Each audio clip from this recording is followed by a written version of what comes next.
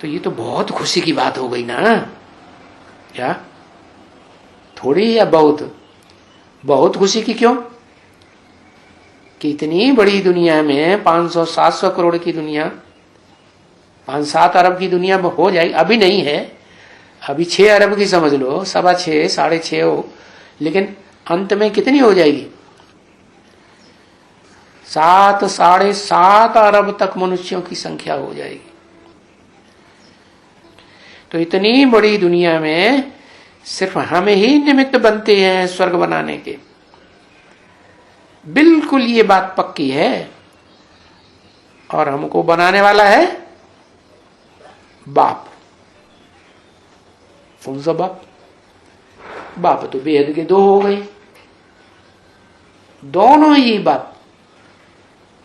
एक शिव और दूसरा बाबा। बाबा माने साकार, ग्रैंडफादर। शिव तो ग्रैंडफादर बनता ही नहीं। बनता है? नहीं। क्या है? क्या बनता है? ग्रैंडफादर नहीं बनता। नाना, चाचा, मामा, काका, ताऊ, पत्नी, पति कुछ नहीं बनता। तो क्या बनता है? वो सिर्फ आत्माओं का बाप है। दूसरा उसका कोई संबंध, बिंदु बिंदु आत्माओं का सिर्फ बाप है। बिंदु आत्माओं का बिंदु आत्माओं के साथ दूसरा संबंध, पति, पत्नी, भाई, बहन, ग्रैंडफादर, वो नहीं बन सकता। तो स्वर्ग बनाने वाला बाप कौन सा हुआ? साकार और निराकार का मेल। क्योंकि स्वर्ग भी साकार होगा, कोई निराकारी दुनिया का रहने वाला है, तो निराकारी दुनिया का बाप निराकार ही बनाएगा। तो वहां कोई सुख और दुख थोड़ा ही होता है। तुम्हें सुख भोगना है कि नहीं? सुख भी भोगना है। और शांति भोगनी है कि नहीं? तो शांति और सुख दोनों भोगना है कि एक से काम चलेगा? दोनों चाहिए। सुख है और शांति न हो, अशांति हो जाए, तो ऐसे सुख का क्या करना? तो ये साकार निराकार का मेल स्वर्ग को बनाने वाला बाप है।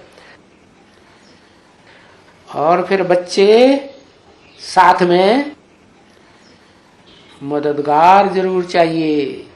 क्या अकेला जो ना भाड़ फोड़ेगा क्या? नहीं। भाड़ तो बहुत बड़ा होता है, ढेर सारी आग जलती है उसमें। उसमें एक दाना डाल दो तो भाड़ फूट जाएगा? नहीं। तो मददगार जरूर चाहिए बच्चे। बच्चों को भी बैठ करके पढ़ाते हैं, चच्चे बन के बैठते हैं तो उनको नहीं पढ़ाते हैं। अरे ये क्या बात हो गई? बच्चों को ही पढ़ाते हैं, चच्चों को नहीं पढ़ाते?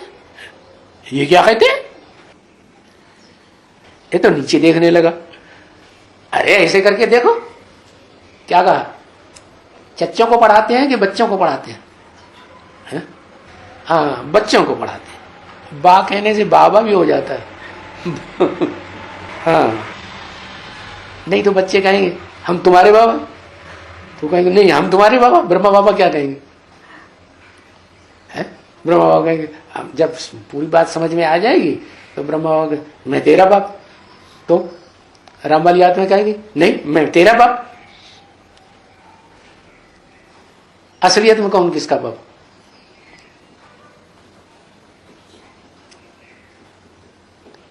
है राम वाली आत्मा बाप। बेसिक में बाप थी, है राम बाप असलियत में बाप है। जब बेसिक में पढ़ा था आकर के, इस जन्म में तो बाप था ब्रह्मा बाबा का। फिर कैसे तुमने कह दिया राम बाप?